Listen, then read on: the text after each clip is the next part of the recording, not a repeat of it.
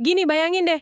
Secara historis, kita selalu diajarkan untuk ngebayangin diplomasi global itu kayak sebuah permainan catur yang elegan gitu. Ya, bener. Semuanya serba presisi. Tepat, ruang-ruang tertutup, para diplomat pakai jas rapi, terus pergerakan setiap bidaknya itu diperhitungkan dengan sangat hati-hati selama berbulan-bulan. Anda yang dengerin ini pasti tahu kan, kuda bergerak ngebentuk huruf L? Sangat rasional. Dan ada asumsi dasar ya bahwa semua pemain di meja itu membaca buku aturan yang sama. Bahkan di tengah perang dingin sekalipun, maksudnya tetap ada garis merah yang dipahami bareng untuk menghindari kehancuran total. Nah, tapi kemudian Anda melangkah masuk ke dunia geopolitik Timur Tengah hari ini. Dan tiba-tiba papan catur itu dibalik. Habis itu papannya dibuang, diganti sama meja poker taruhan tinggi di ruang bawah tanah. Wow, analogi yang lumayan ekstrim sih itu. Lakuin live streaming di media sosial sambil megang korek api di sebelah tong mesiu, itulah lanskap yang bakal kita bedah hari ini dari setumpuk transkrip siaran terbaru Piers Morgan Uncensored. Dan ini bahan yang sangat-sangat padat. Bener banget, tapi sekedar pengingat dulu nih buat Anda yang lagi dengerin, topik kita hari ini tuh sangat panas, memicu reaksi keras dari sayap kanan maupun sayap kiri, jadi kita di sini sama sekali nggak ngambil sisi politik atau ngebela pihak manapun ya. Tentu, kita harus netral. Ya, tugas kita murni cuma bedah fakta, ngelihat argumen dari semua sisi, dan mencoba memahami kekacauan ini secara seobjektif mungkin. Karena gini sih, kekacauan ini dampaknya jauh melampaui sekedar perdebatan politik di televisi. Kita lagi ngomongin pergeseran tektonik dalam ekonomi global. Sama stabilitas keamanan yang mekanismenya tuh sering banget luput dari pemberitaan utama. Oke, jadi mari kita langsung urai ini semua. Kita mulai dari garis depan dulu, blokade Selat Hormuz. Nah ini titik kritisnya. Dari transkrip yang kita punya, Presiden Trump kan memberlakukan blokade laut AS di sana. Tujuan utamanya jelas, mencekik ekonomi Iran dengan motong ekspor minyak mereka. Logika di atas kertasnya kan sederhana ya, potong uangnya, hentikan perangnya. Benar, itu teori standarnya. Tapi yang terjadi di lapangan justru kebalikannya. Iya kan? Harga minyak global malah melambung tinggi. Gimana ceritanya sebuah blokade militer AS yang masif banget ini bisa jadi bumerang secara ekonomi? Gini, yang menarik di sini adalah Selat Hormuz itu ibarat urat nadi yang sangat sempit buat ekonomi dunia. Nah, ketika AS nempatin kapal-kapal perangnya di sana dan bikin blokade, pasar tuh nggak ngelihat itu sebagai operasi pengamanan, Terus mereka ngelihatnya sebagai apa? sebagai zona perang. Dampak langsungnya itu kerasa di perusahaan asuransi maritim di London dan di seluruh dunia. Begitu ada ancaman militer di rute itu, otomatis biaya premi asuransi untuk kapal tanker raksasa melonjak gila-gilaan. Bentar-bentar.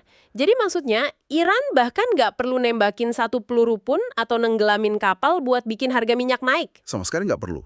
Kepanikan pasar udah ngelakuin tugas itu buat mereka. Wow. Iya, Iran tuh secara efektif pakai geografi mereka sebagai senjata strategis asimetris. Mereka tahulah nggak bakal bisa menang kalau perang angkatan laut hadap-hadapan langsung sama armada Amerika. Masuk akal sih, secara armada ES jauh lebih besar. Tepat. Jadi, mereka nyandra sekitar 1/5 pasukan minyak dunia, cuma dengan membiarkan ketegangan itu tetap ada. ES harus keluarin biaya operasional jutaan dolar per hari buat jaga blokade. Sementara Iran ya cuma duduk diem, ngelihat harga minyak yang berhasil mereka selundupkan meroket tajam. Itu otomatis ngimbangin volume minyak mereka yang hilang. Itu jenius tapi ngeri sih. Dan ini bawa kita pada momen diplomasi yang jujur aja luar biasa canggung di Islamabad. Wakil Presiden JD Vance kan dia politisi yang karirnya dibangun di atas narasi anti-intervensi ya. Iya, dia sangat skeptis sama perang asing. Tiba-tiba dia dikirim ke Pakistan buat negosiasi, dia ngabisin waktu 21 jam di sana, dan di seberang mejanya ada delegasi Iran yang jumlahnya 70 orang. 70. Bentar, 70 orang ngelawan fans dan timnya doang. Ini tuh kayak taktik intimidasi murahan atau emang gitu cara Iran negosiasi sih? Ini tuh teater psikologis yang sangat terukur. Iran sengaja ngirim 70 delegasi dipimpin sama ketua parlemen mereka. Nah, ini salah satu dari sedikit tokoh paling senior yang masih hidup ya, setelah banyak elit mereka disingkirkan. Oke. Dengan bawa pasukan birokrat sebanyak itu, Iran pada dasarnya lagi ngirim pesan, kami ada di sini secara permanen. Institusi kami dalam. Kami nggak terburu-buru. Oh, wow. Jadi kayak pamer kekuatan struktural gitu ya? Bener banget. Bagi AS, para analis intelijen tuh nyebut ini sebagai perang pilihan atau war of choice. AS bisa aja kok narik diri kapan aja kalau biaya politiknya dirasa udah terlalu tinggi. Nah, sedangkan bagi Iran, ini kan bukan sekedar pilihan. Bukan. Bagi rezim Iran, ini murni tentang kelangsungan hidup, survival. Kalau mereka mundur, rejim mereka runtuh. Ini tuh kayak permainan poker taruhan tinggi yang saya sebut di awal. Satu pemain, yaitu Iran, merasa punya semua waktu di dunia, sementara pemain lainnya, Amerika, berkeringat natap jam dinding yang terus berdetak. Analogi yang pas. Dan pas negosiasi dengan seseorang yang merasa nyawanya dipertaruhin, sementara Anda cuma mikirin siklus pemilu berikutnya, wah, dinamika kekuatannya sangat timpang. Udah pasti gagal dong negosiasinya. Gagal total. Iran nolak keras nyerahin satu garis merah mereka, yaitu simpanan uranium yang udah diperkaya. Menurut laporan intelijen, fasilitas itu sekarang dikubur dalam banget di bawah tanah. Seberapa dalam tuh? Di bawah lapisan batu pegunungan, sampai-sampai bom penghancur bunker konvensional pun dibilang nggak bakal bisa ngejangkau itu. Padahal Amerika Serikat dilaporin udah ngabisin 30 miliar dolar dalam perang 6 minggu ini. Dan potensi nuklir Iran belum bergeser sedikit pun. 30 miliar dolar dalam 6 minggu dan nol hasil. Dan kalau dipikir-pikir, ketika negosiasi 21 jam di Islamabad itu gagal, efeknya bukan cuma barisan teks di Running News TV. Sama sekali bukan. Keesokan harinya, ketika Anda yang dengerin podcast ini ngisi bensin atau beli bahan pangan pokok, Anda tuh ikut bayar harga dari kebuntuan tersebut. Rantai pasokan tersendat, biaya pengiriman naik, dan inflasi merayap masuk ke pengeluaran harian kita. Tapi, tentu aja kerugian finansial ini nggak seberapa dibandingin sama kerugian nyawa di kawasan sana. Iya, ini bagian yang paling berat buat dibahas. Mari kita bahas Lebanon. Laporan dari Yalda Hakim di Beirut tentang apa yang mereka sebut Rabu Hitam ini, asli ini sulit banget dicerna. Skala kerusakannya itu ngelampauin apapun yang pernah dilihat negara itu dalam sejarah modernnya. Warga sivil Lebanon yang secara ekonomi sebenarnya udah hancur sebelum konflik ini dimulai, mereka tuh ngira bakal dapat kesepakatan gencatan senjata. Terus apa yang terjadi? Sebaliknya, pasukan pertahanan Israel ngeluncurin sekitar 100 serangan udara melintasi berbagai wilayah di negara itu cuma dalam rentang waktu beberapa menit. 100 serangan dalam beberapa menit. Dan ini bukan target militer yang terisolasi di tengah padang pasir, kan? Bukan, ini di area padat penduduk. Laporan itu nyorotin satu kisah yang bikin merinding. Ada anak perempuan umur 13 tahun, Nafaki. Dia cuma lagi main aplikasi Snapchat ngerekam dirinya jalan-jalan sama ayahnya di pusat kota Beirut yang padat banget. Dan dalam sekejap, semuanya berubah. iya, video itu ngerekam suara ledakan yang memekakkan telinga. Terus gedung-gedung di dekatnya runtuh gitu aja. Skala kemanusiaannya luar biasa brutal. Lebih dari 2.000 orang tewas. 1 juta orang terlantar. 1 juta loh. Itu angka yang susah buat divisualisasiin. Itu hampir 1/5 populasi Lebanon yang tiba-tiba jadi tunawisma dalam hitungan hari. Nah, kalau kita hubungin ini sama gambaran yang lebih besar, perhatiin negara-negara Teluk kayak Arab Saudi, Qatar, sama Uni Emirat Arab. Efek riak dari ledakan di Beirut itu kerasa banget sampai ke gedung-gedung pencakar langit mereka. Kenapa bisa gitu? Karena selama dekade terakhir, negara-negara ini udah nginvestasiin ratusan miliar dolar buat ngerombak citra mereka. Visi 2030 lah contohnya. Mereka sadar cadangan minyak mereka tuh punya batas waktu. Jadi, mereka nyoba bertransformasi jadi pusat pariwisata, hiburan global yang ramah banget buat ekspatriat. Kayak brosur jualan yang bilang, datanglah ke Dubai atau Riyadh. Ini surga yang aman, modern, dan bebas pajak. Nah, dan brosur itu pada dasarnya baru aja dibakar. Model bisnis yang bergantung banget sama investasi asing dan pariwisata itu kan alergi parah sama ketidakstabilan militer. Laporan nyebutin para ekspatriat udah mulai ngemas koper mereka. Pasti panik dong mereka. Jelas, Perdana Menteri Qatar aja di wawancara baru-baru ini secara blak-blakan nyebut eskalasi serangan ini sebagai sebuah pengkhianatan. Pengkhianatan, kata yang cukup keras. Sangat keras. Qatar itu udah lama memposisikan diri sebagai mediator kunci antara negara-negara Barat dan Iran. Mereka nampung pangkalan militer AS terbesar di Timur Tengah, tapi tetap melihara jalur diplomasi sama Teheran. Sekarang, mereka ngerasa AS malah nyulut kebakaran di halaman depan rumah mereka sendiri. Tapi, tunggu bentar deh. Kalau emang pangkalan militer AS ada di sana, kenapa negara-negara Teluk ini begitu panik? Bukankah pangkalan itu harusnya berfungsi kayak perisai pelindung mereka? Mereka kan punya sistem pertahanan udara tercanggih di dunia. Disinilah mekanisme perang modern berubah total. Sistem pertahanan rudal Patriot Amerika itu emang fantastis kalau buat nembak jatuh jet tempur atau rudal balistik besar. Oke, terus masalahnya di mana? Masalahnya, ancaman dari Iran sekarang itu pakai drone bunuh diri. Drone ini murah, terbangnya rendah, dan dikirim dalam jumlah ratusan. Ini ibarat negara-negara Teluk sadar kalau selama ini mereka pakai mobil mewah berlapis baja harga jutaan dolar, cuma buat nyoba ngusir ribuan nyamuk berbisa. Wah, perumpamaan yang pas banget. Jelas sangat nggak efisiensi. Satu rudal pencegat harganya bisa jutaan dolar, sementara satu drone cuma puluhan ribu. Betul. Itulah kenapa negara-negara ini sekarang terpaksa mikirin cara bela diri sendiri. Mereka bahkan dilaporin mulai berbalik ke Ukraina. Ukraina, jauh banget. Iya, mereka nggak lagi nyari bantuan militer tradisional dari Barat. Mereka ngelihat gimana pabrik-pabrik di Kiev itu bisa produksi massal teknologi pencegat drone yang murah dan efektif. Ibarat rakit nyamuk listrik raksasa gitu buat ngelawan kawanan drone Iran. Mereka mulai mikir kalau payung keamanan Amerika tuh mungkin udah bocor. Menarik banget. Nah, pindah dari padang pasir Teluk, pertanyaan besarnya sekarang adalah gimana kita bisa sampai pada kekacauan fisik dan kemanusiaan ini. Kalau kegagalan taktisnya senyata ini, gimana ide operasi militer ini bisa disetujuin di Washington sejak awal? Nah, ini dia. Laporan investigasi New York Times ngebongkar apa yang sebenarnya terjadi di balik pintu tertutup. Dan ini ngelibatin sebuah pitch atau presentasi langsung dari Perdana Menteri Israel Benjamin Netanyahu ke Presiden Trump. Pitching macam apa tuh sampai bisa ngiyakinin presiden? Laporan NYT itu ngebedah janji 4 langkah yang luar biasa optimis dari Netanyahu. Langkah pertama, AS dan sekutunya bunuh pemimpin tertinggi, Ayatollah. Langkah kedua, pasukan Garda Revolusi Islam atau IRG yang jadi pilar militer rezim bakal langsung runtuh karena kehilangan pemimpin puncak. Oke, masuk akal di atas kertas. Terus? Langkah ketiga, karena militer runtuh, rakyat sipil Iran bakal dapat momentum buat bangkit dan gulingin rejim sepenuhnya. Dan langkah keempat, ini pasti puncak presentasinya, karena Iran sibuk sama revolusi internalnya sendiri, nggak bakal ada yang peduli atau mampu buat ngeblokade Selat Hormuz. Jalur perdagangan aman, minyak tetap ngalir, gitu kan? Tepat. Tapi mari kita jujur aja deh, skrip itu benar-benar hancur berantakan begitu nabrak realitas. Hancur berkeping-keping. Mereka emang berhasil ngelaksanain langkah pertama, Ayatollah disingkirkan.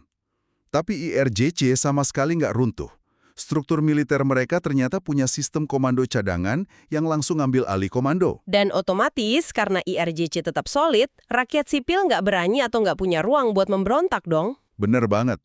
Dan kayak yang kita bahas di awal, Selat Hormuz bukannya aman, malah jadi senjata ekonomi paling mematikan. Tapi bentar, saya mau dorong balik argumen ini.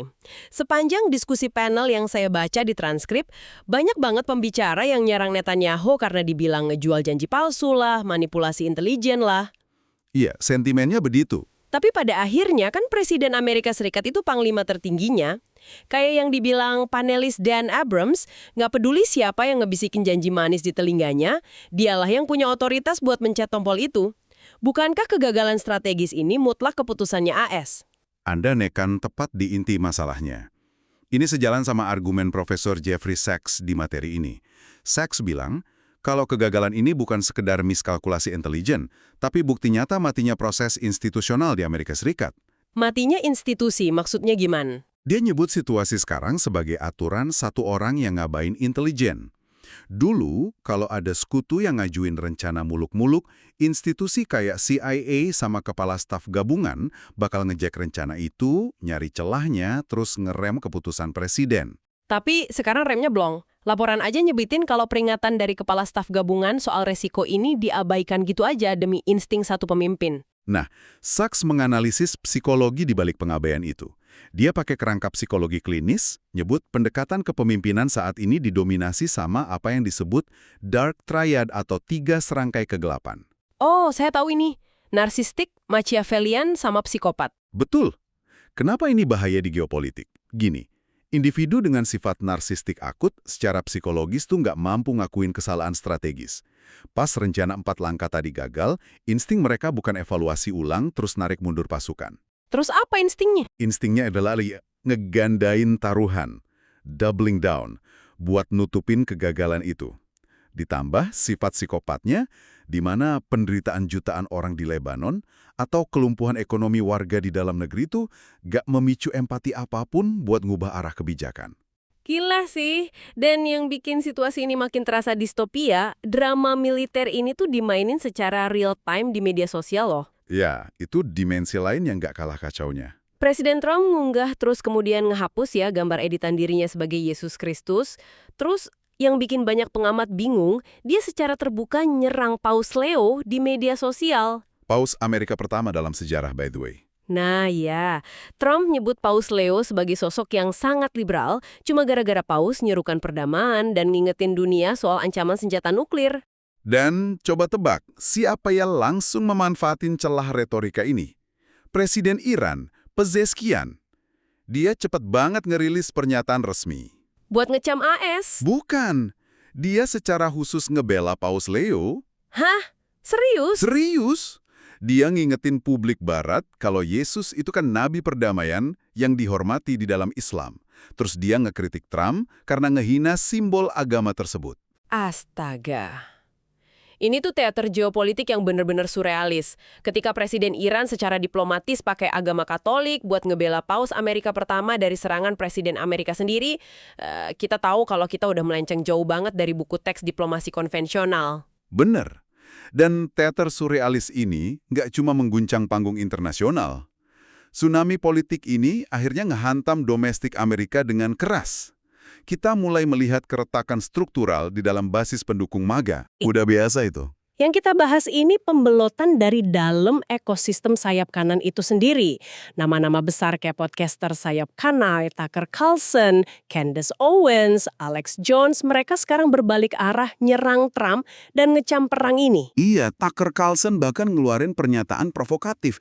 Dia nyiratin kalau presiden tuh seolah nggak bebas dalam ngambil keputusan ini. Kayak ada tangan tak terlihat yang nyandera dia. Kok bisa basis pendukung yang tadinya sekuat batu karang tiba-tiba pecah gitu? Mekanismenya sangat logis kalau kita lihat filosofi awal mereka. Janji inti dari gerakan America First kan penolakan mutlak terhadap perang luar negeri yang nguras uang pajak, fokus ke ekonomi domestik. Nah, iya.